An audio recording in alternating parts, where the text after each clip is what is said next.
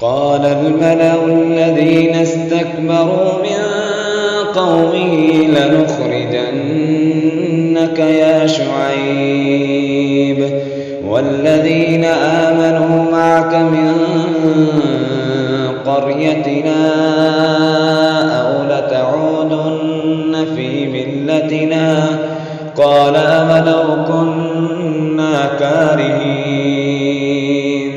قد افترينا على الله كذبا إن عدنا في ملتكم بعد إذ نجانا الله منها وما يكون لنا أن نعود فيها إلا أن يشاء الله ربنا وسع ربنا كل شيء علما على الله توكلنا ربنا افتح بيننا وبين قومنا بالحق فأنت خير الفاتحين. وقال الملأ الذين كفروا من قومه لئن اتبعتم شعيبا إنكم إذا لخاسرون فأخذتهم الرجفة فأصبحوا في دارهم جاثمين. الذين كذبوا شعيبا كأن لم يغنوا فيها الذين كذبوا شعيبا كانوا هم الخاسرين فتولى عنهم وقال يا قوم لقد أبلغتكم رسالات ربي ونصحت لكم فكيف آسى على قوم كافرين. وما أرسلنا في قرية من نبي إلا أخذنا أهلها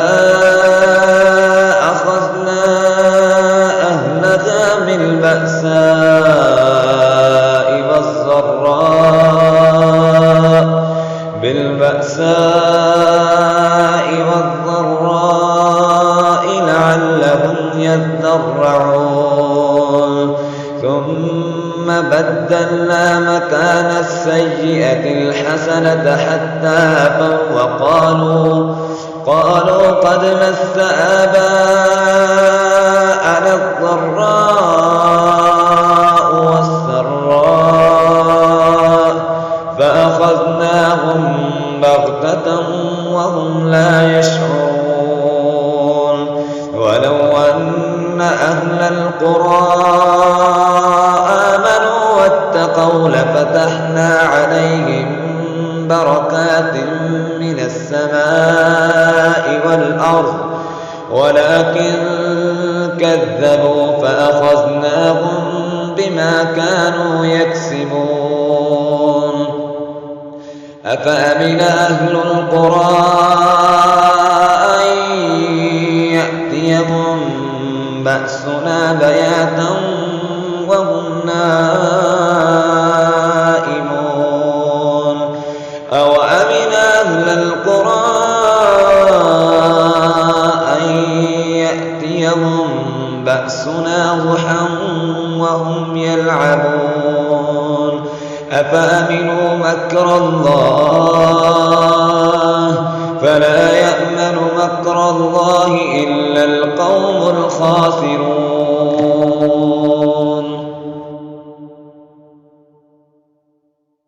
أولم يهد للذين يرثون الأرض من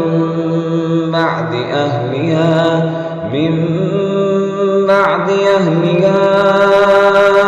أن لو نشاء وصبناهم بذنوبهم ونطبع على قلوبهم فهم لا يسمعون. تلك القرى نقص عليك من أنبائها ولقد جاءتهم رسلهم بالبينات فما كانوا ليؤمنوا بما كذبوا من قبل كذلك يطبع الله على قلوب الكافرين وما وجدنا لأكثرهم من عهد وإن وجدنا أكثرهم لفاسقين ثم بعثنا من بعدهم موسى بآياتنا إلى فرعون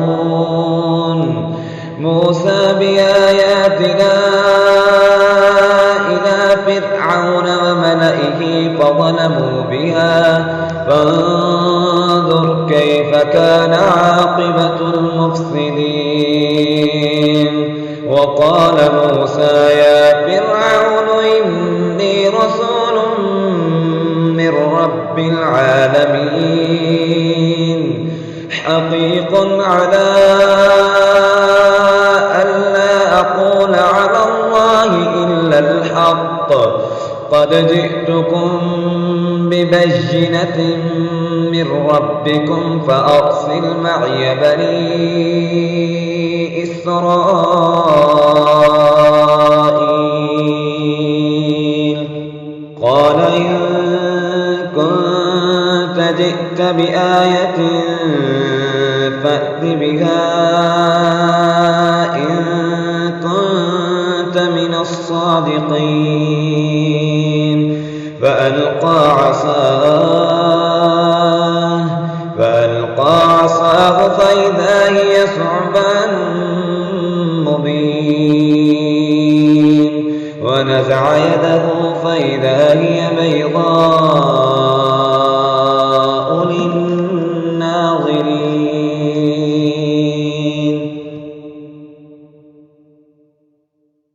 قال الملأ من قوم فرعون إن هذا لساحر عليم يريد أن يخرجكم من أرضكم فماذا تأمرون قالوا أرجه وأخاه وأرسل في المدائن حاشرين يأتوك بكل ساحر عليم وجاء السحرة فرعون قالوا إن لنا لأجرا إن كنا نحن الغالبين قال نعم وإنكم لمن المقربين قالوا يا موسى إما أن تلقي وإما أن نكون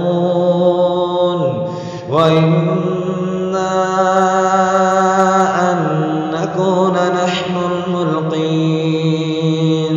قال ألقوا فلما ألقوا سحروا أعين الناس واسترهبوهم وجاءوا بسحر عظيم وأوحينا إلى موسى أن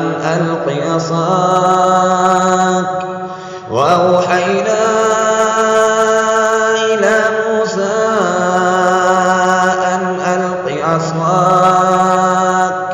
فإذا هي تلقف ما يأفكون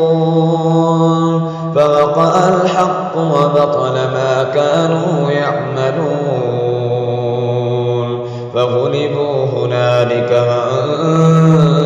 وانقلبوا صاغرين وألقي السحرة ساجدين قالوا آمنا برب العالمين رب موسى وهارون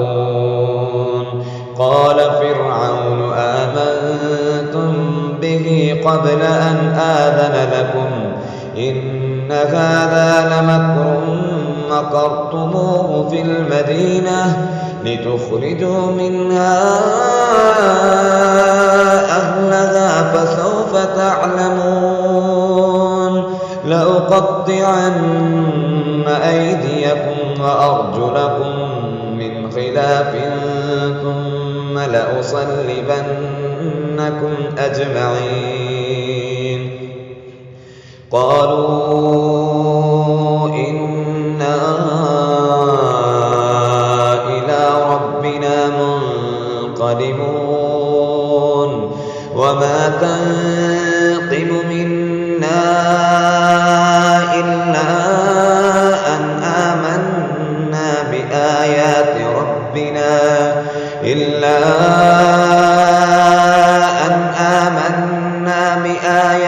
ربنا لما جاءتنا ربنا أفرغ علينا صبرا وتوفنا مسلمين.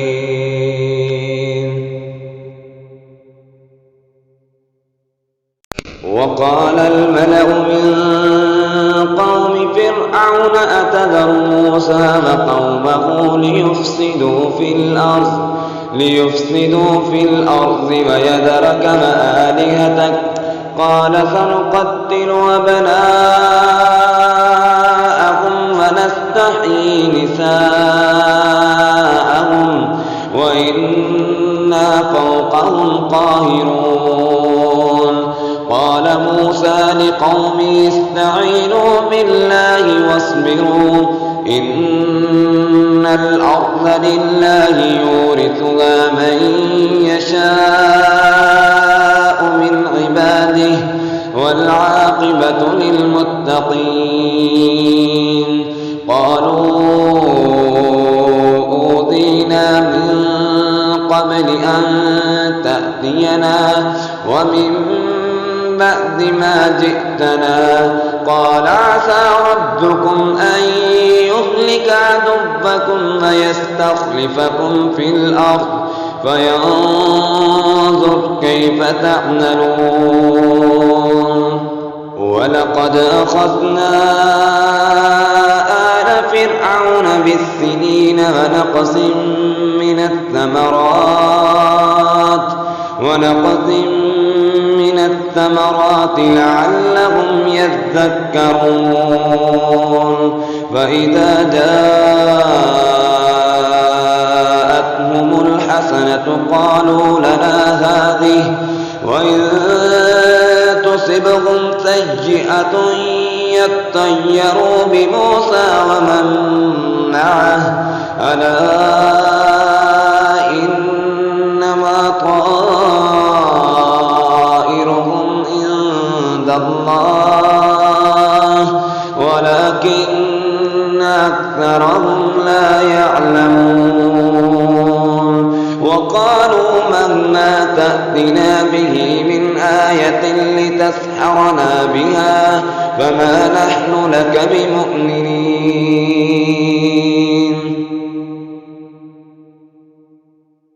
فأرسلنا عليهم الطوفان والجراد والقمل والضفادع والدم آيات مفصلات فاستكبروا وكانوا قوما مجرمين. ولما وقع عليهم الرجز قالوا يا موسى ادع لنا ربك بما عهد عندك لئن كشفت عنا الرجز لنؤمنن لك ولنرسلن معك بني إسرائيل.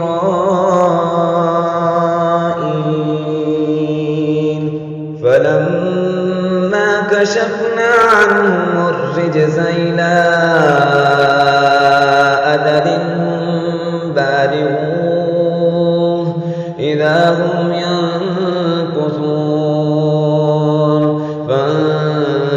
فانتقمنا منهم فأغرقناهم في في اليم بأنهم كذبوا بآياتنا وكانوا عنها غافلين وأورثنا القوم الذين كانوا يستضعفون مشارق الأرض ومغاربها التي باركنا فيها وتمت كلمة ربك الحسنى على بني إسرائيل بما صبروا ودمرنا ما كان يصنع فرعون وقومه وما كانوا يعرشون وجاوزنا ببني إسرائيل البحر فأتوا على قوم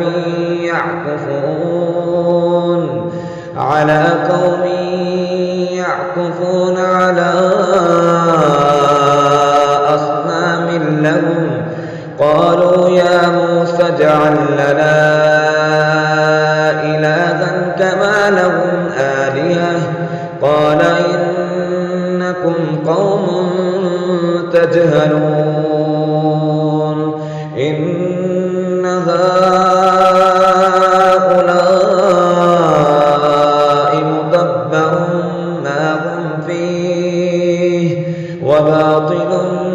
ما كانوا يعملون قال غير الله أبغيكم إلها وهو فضلكم على العالمين وإذ أنجيناكم من آل فرعون يسومونكم سوء العذاب يقتلون أبناءكم ويستحيون نساءكم وفي ذلكم بلاء من ربكم عظيم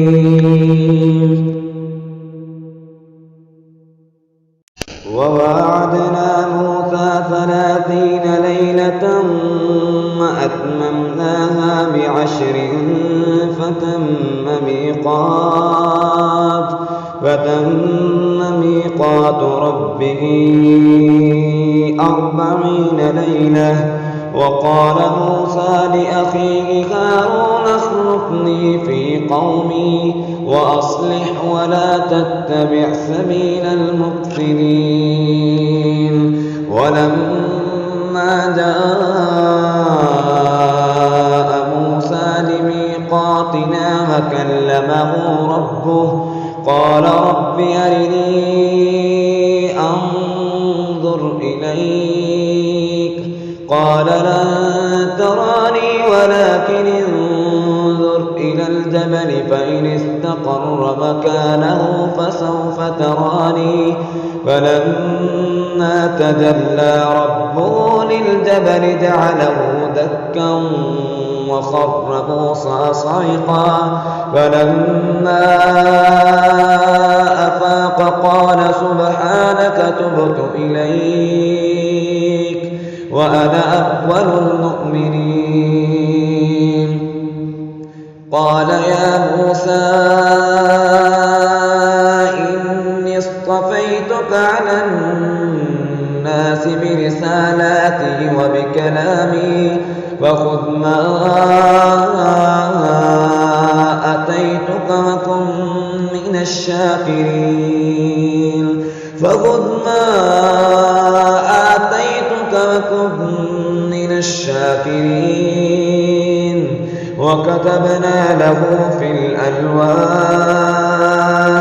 وكتبنا له في الألواح من كل شيء موعظة وتفصيلا لكل شيء فخذها بقوة وأمر قومك يأخذوا بأحسنها سأريكم دار الفاسقين سأصرف عن آياتي الذين يتكبرون في الأرض بغير الحق وإن يروا كل آية لا يؤمنوا بها وإن يروا سبيل الرشد لا يتخذوه سبيلا وإن يروا سبيل الغي يتخذوه سبيلا ذلك بأنهم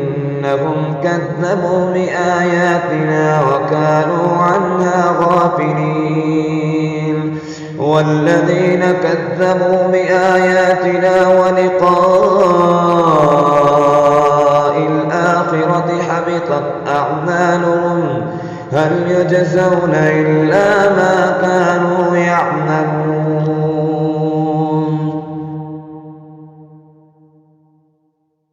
واتخذ قوم موسى من بعده من حليهم عجلا جسدا له خوار ألم يروا أنه لا يكلمهم ولا يهديهم سبيلا اتخذوه وكانوا ظالمين ولما سقط في أيديهم ورأوا أنهم قد ضلوا قالوا لئن لم يرحمنا ربنا ويغفر لنا لنكونن من الخاسرين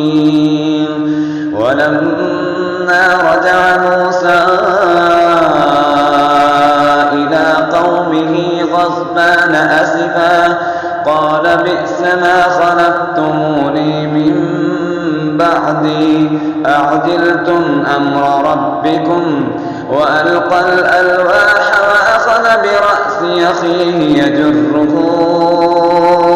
إليه قال ابن أم إن القوم استضعفوني وكادوا يقتلونني فلا تشمت بي الأعداء ولا تجعلني مع القوم الظالمين قال رب اغفر لي ولأخي وأدخلنا في رحمتك وأنت أرحم الراحمين إن الذين اتخذوا العجل سينالهم غضب من ربهم وذلة في الحياة الدنيا وكذلك نجزي المفترين والذين عملوا السيئات ثم تابوا من بعدها وآمنوا إن ربك من بعدها لغفور رحيم.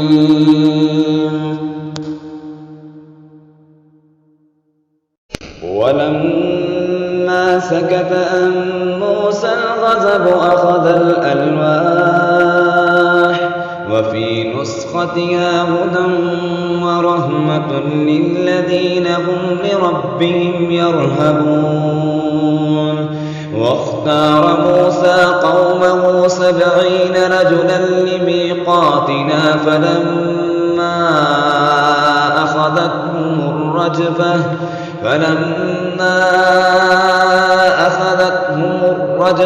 قال رب لو شئت أهلكتهم من قبل وإياي أتهلكنا بما فعل السفهاء منا إن هي إلا فتنتك تضل بها من تشاء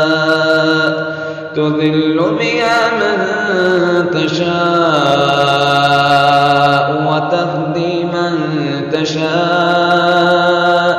أنت ولينا فاغفر لنا وارحمنا وأنت خير الغافرين واكتب لنا في هذه الدنيا حسنة وفي الآخرة إنا إنا هدنا إليك قال عذابي أصيب به من أشاء قال عذابي أصيب به من أشاء ورحمتي وسعت كل شيء فسأكتبها للذين يتقون ويؤتون الزكاة والذين هم بآياتنا يؤمنون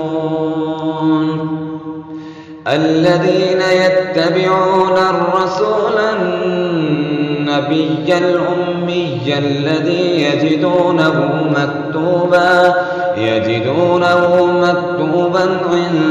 عندهم في التوراة والإنجيل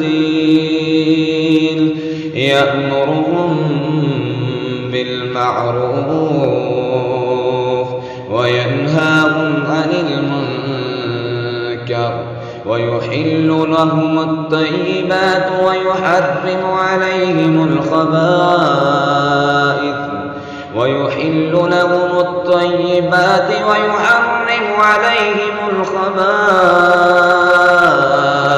ويضع عنهم إصرهم والأغلال التي كانت عليهم فالذين آمنوا به وعزروه ونصروه واتبعوا النور الذي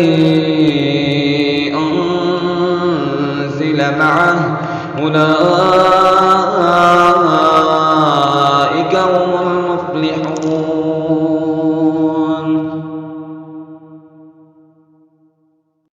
قل يا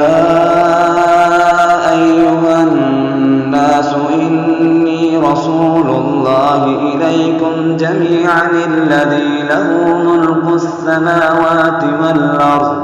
لا إله إلا هو يحيي ويميت فآمنوا بالله ورسوله النبي الأمي الذي يؤمن بالله وكلماته واتبعوه لعلكم تهتدون ومن قوم موسى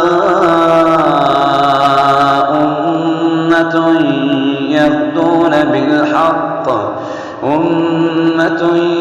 يهدون بالحق وبه يعدلون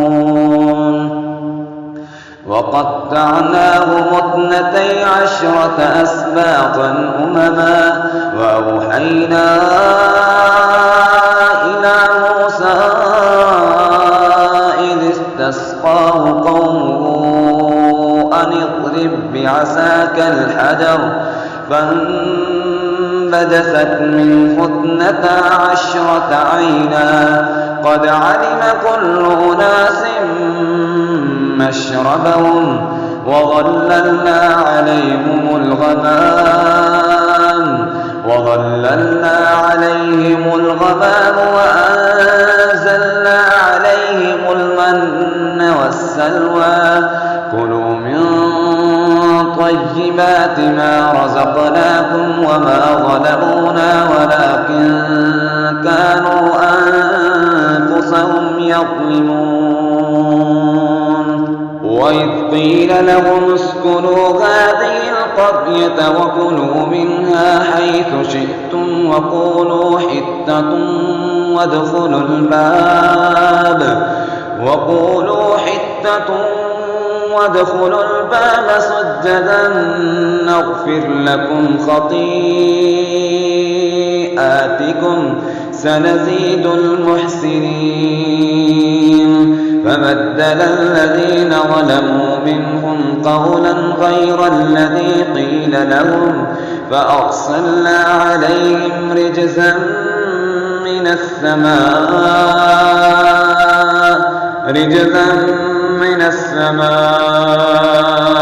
بما كانوا يظلمون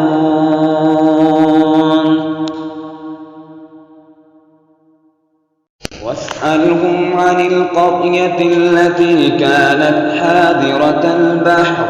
إذ يعدون في السبت إذ تأتيهم حيتانهم يوم سبتهم شرعا ويوم لا يسبتون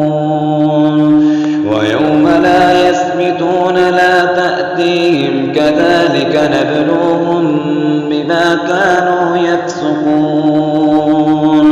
وإذ قالت أمة منهم لم تعظون قوما الله مهلكهم أو معذبهم عذابا شديدا قالوا معذرة إلى ربكم ولعلهم يتقون فلما نسوا ما ذكروا به أنجينا الذين ينهون عن السوء وأخذنا الذين ظلموا بعذاب بئيس بما كانوا يفسقون فلما عتوا عما نهوا عنه قلنا لهم كونوا قردة خاسئين وإذ تأذن ربك ليبعثن عليهم إلى يوم القيامة من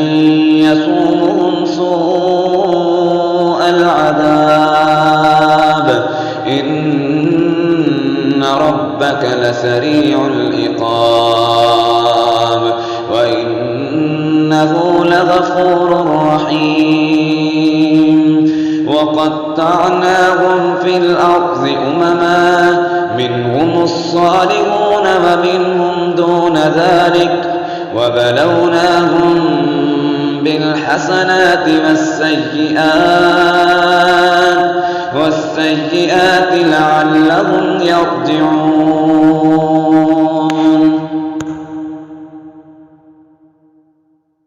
فخلف من بعدهم خلف ورثوا الكتاب يأخذون عرض هذا الأدنى ويقولون سيغفر لنا وإن يأتهم عرض مثله يأخذوه ألم يؤخذ عليهم ميثاق الكتاب ألا يقولوا على الله إلا الحق ودرسوا ما فيه والدار الآخرة خير للذين يتقون فلا تعقلون والذين يمسكون بالكتاب وأقاموا الصلاة إنا لا نضيع أجر المصلحين وإذ نتقنا الجبل فوقهم كأنه ظلة وظنوا أنه واقع بهم خذوا ما آتيناكم بقوة واذكروا ما فيه لعلكم تتقون وإذ أخذ ربك من بني آدم من ظهورهم ذريتهم وأشهدهم على أنفسهم ألست بربكم قالوا بلى شهدنا أن تقولوا يوم القيامة إنا كنا عن هذا غافلين أو تقولوا إنما أشرك آباؤنا من قبل وكنا ذرية من بعدهم أفتهلكنا بما فعل المبطلون وكذلك نفصل الآيات وكذلك نفصل الآيات ولعلهم يرجعون واتل عليهم نبأ الذي آتيناه آياتنا فانسلخ منها فأتبعه الشيطان فكان من الغاوين ولو شئنا لرفعناه بها ولكنه أخلد إلى الأرض واتبع هواه فمثله كمثل الكلب إن تحمل عليه يلهث أو تتركه يلهث ذلك مثل القوم الذين كذبوا بآياتنا فاقصص القصص لعلهم يتفكرون ساء مثلا القوم الذين كذبوا بآياتنا وأنفسهم كانوا يظلمون من يهد الله فهو المهتدي ومن يضلل فأولئك هم الخاسرون ولقد ذرأنا لجهنم كثيرا من الجن والإنس لهم قلوب لا يفقهون بها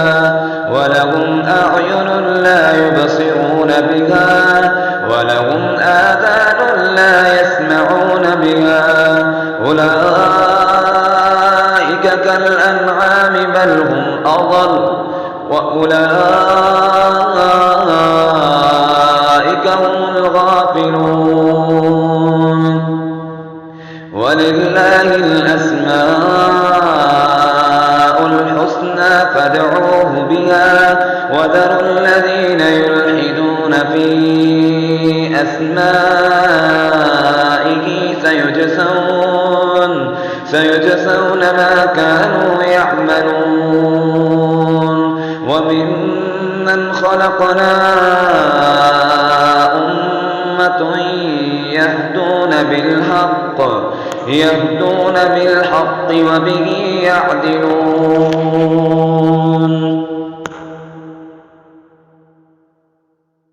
والذين كذبوا بآياتنا سنستدرجهم من حيث لا يعلمون وأملي لهم إن كيدي متين أولم يتفكروا ما بصاحبهم من جنة إن هو إلا نذير مبين أولم ينظروا في ملكوت السماوات والأرض وما خلق الله من شيء وأن عسى أن يكون قد اقترب أجلهم فبأي حديث بعده يؤمنون من يضلل الله فلا هادي له ويذرهم في طغيانهم يعمهون يسألونك عن الساعة أيان مرساها قل إنما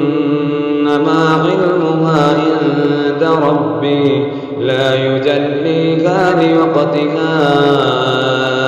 إلا هو ثقلت في السماوات والأرض لا تأتيكم إلا بغتة يسألونك كأنك حفي عنها قل إنما علمها عند الله ولكن أكثر الناس لا يعلمون قل لا أملك لنفسي نفعا ولا ضرا إلا ما شاء الله ولو كنت أعلم الغيب خير وما مسني السوء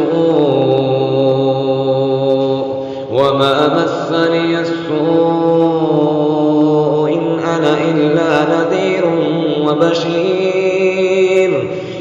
أنا إلا نذير وبشير لقوم يؤمنون. هو الذي خلقكم من نفس واحدة وجعل منها زوجها ليسكن إليها فلما تغشاها حملت حملا خفيفا فمرت به فلما أثقلت دعوا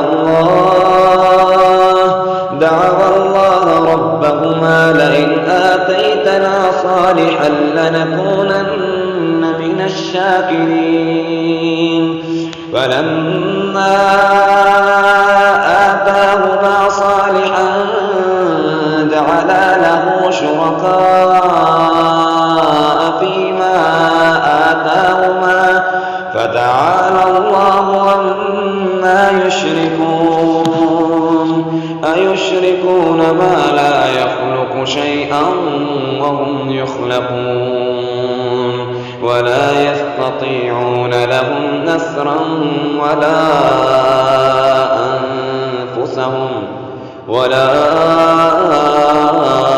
أنفسهم ينصرون. وإن تدعوهم إلى الهدى لا يتبعوكم سواء عليكم أدعوتموهم أم أنتم صامتون. إن الذين تدعون من دون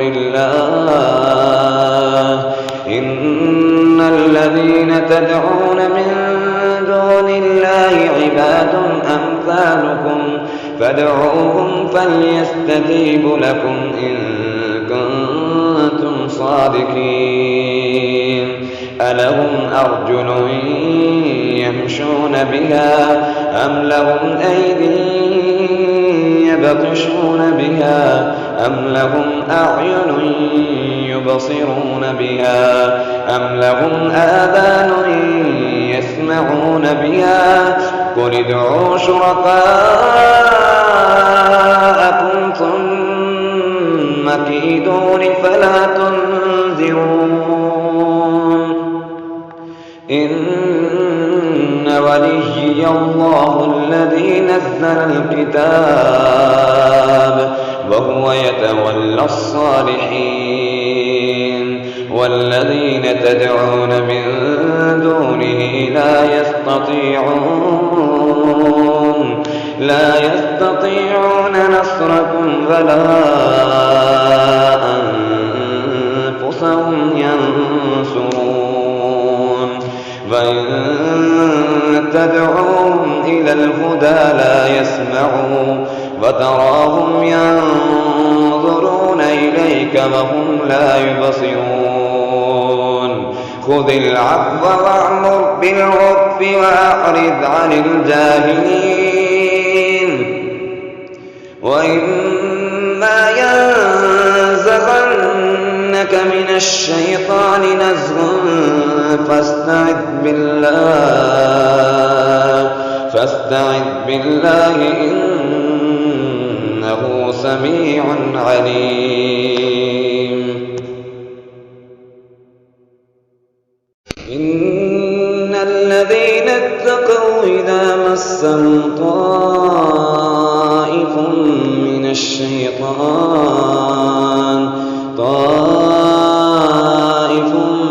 الشيطان تذكروا فإذا هم مبصرون. وإخوانهم يمدونهم في الغي ثم لا يقصرون. وإذا لم تأتهم بآية قالوا لولا اجتبيتها قل إنما أتبع ما يوحى إلي من ربي هذا بصائر من ربكم وهدى ورحمة لقوم يؤمنون وإذا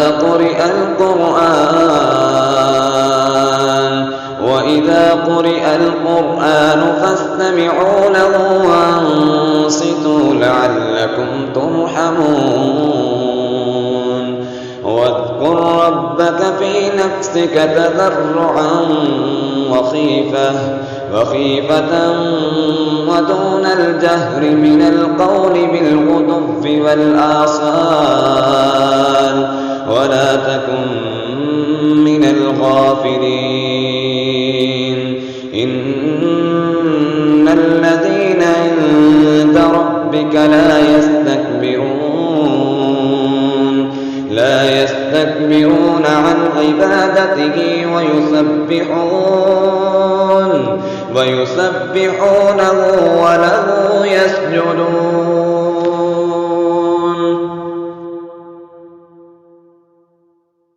بسم الله الرحمن الرحيم. يسألونك عن الأنفال قل الأنفال لله والرسول فاتقوا الله وأصلحوا ذات بينكم وأطيعوا الله ورسوله إن كنتم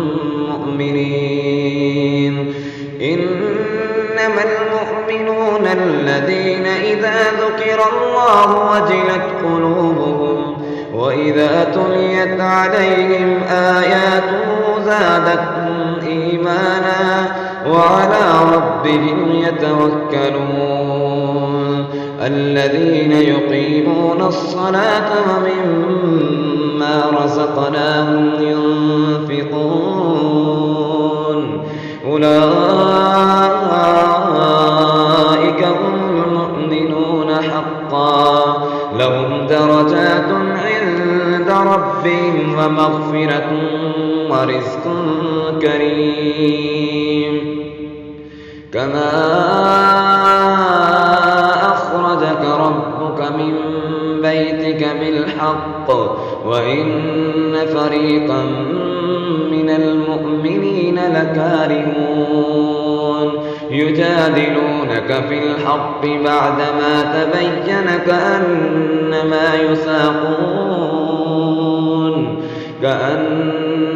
يساقون إلى الموت وهم ينظرون. وإذ يعدكم الله إحدى الطائفتين أنها لكم وتودون أن غير ذات الشوكة تكون لكم ويريد الله أن يحق الحق بكلماته ويقطع دابر الكافرين ليحق الحق ويبطل الباطل ولو كره المجرمون. إذ تستغيثون ربكم فاستجاب لكم أني ممدكم بألف من الملائكة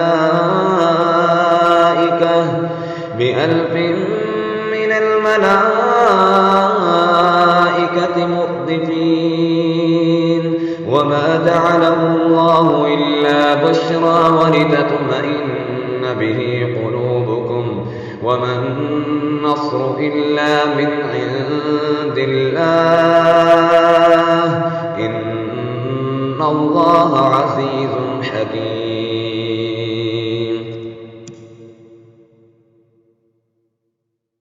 إذ يغشيكم النعاس أمنة منه وينزل عليكم من السماء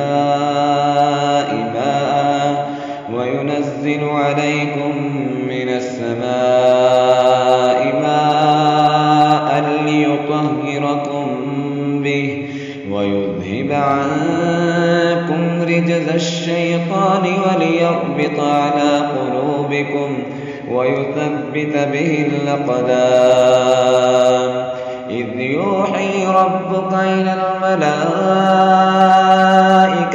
أني معكم فثبتوا الذين آمنوا سألقي في قلوب الذين كفروا الرعب فاضربوا فوق الأعناق واضربوا منهم كل بنان ذلك بأنهم شاقوا الله ورسوله ومن يشاقق الله ورسوله فإن الله شديد العقاب ذلكم فذوقوه وأن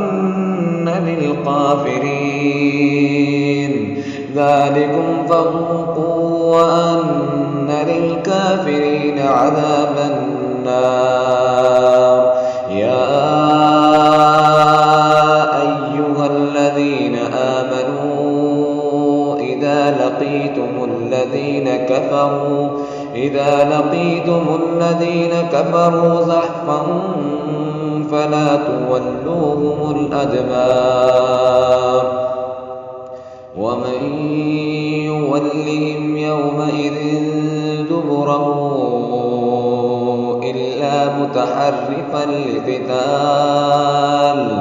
إلا متحرفا لقتال أو متحيزا إلى فئة فقد باء بغضب من الله ومأواه جهنم وبئس المصير فلم تقتلوهم ولكن الله قتلهم وما رميت إذ رميت ولكن الله رمى وليبلي المؤمنين منه بلاء حسنا إن الله سميع عليم ذلكم وأن الله موهن كيد الكافرين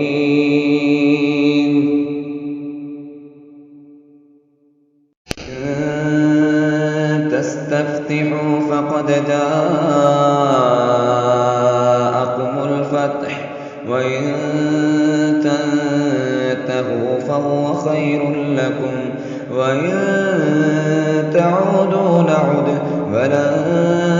تغني عنكم فئتكم شيئا ولو كثرت وأن الله مع المؤمنين يا أيها الذين آمنوا أطيعوا الله ورسوله ولا تولوا عنه وأنتم تسمعون ولا تكونوا كالذين قالوا سمعنا وهم لا يسمعون إن شر الدواب عند الله الصم البكم الذين لا يعقلون ولو علم الله فيهم خيرا لأسمعهم ولو أسمعهم لتولوا وهم معرضون يا أيها الذين آمنوا استجيبوا لله وللرسول إذا دعاكم لما يحييكم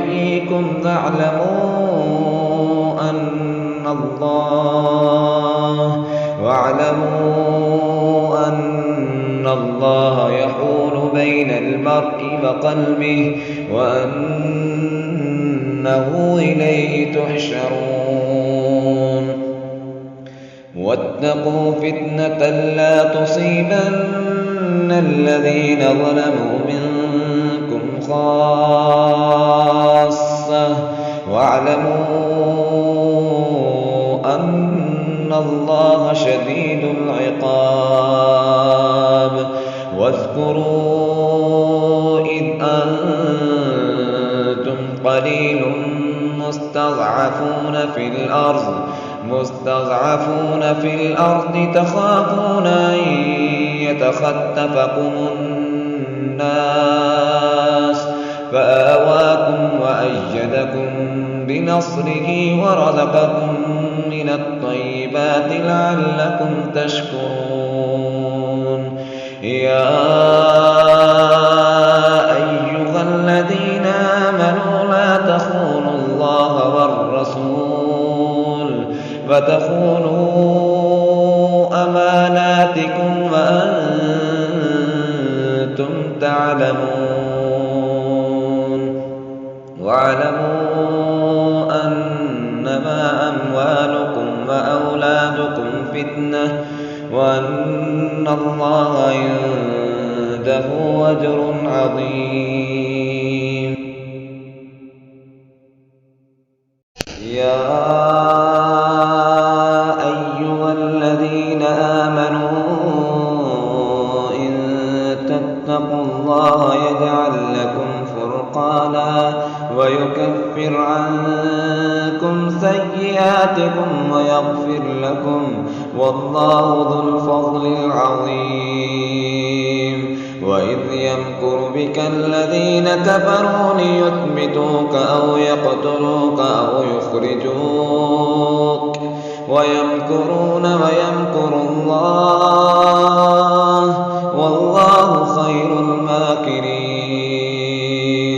وإذا تتلى عليهم آياتنا قالوا قد سمعنا لو نشاء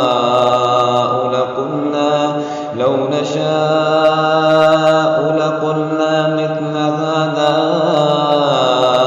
إن هذا إلا أساطير الأولين وإذ قالوا اللهم إن كان هذا هو الحق من عندك فأمطر علينا حجارة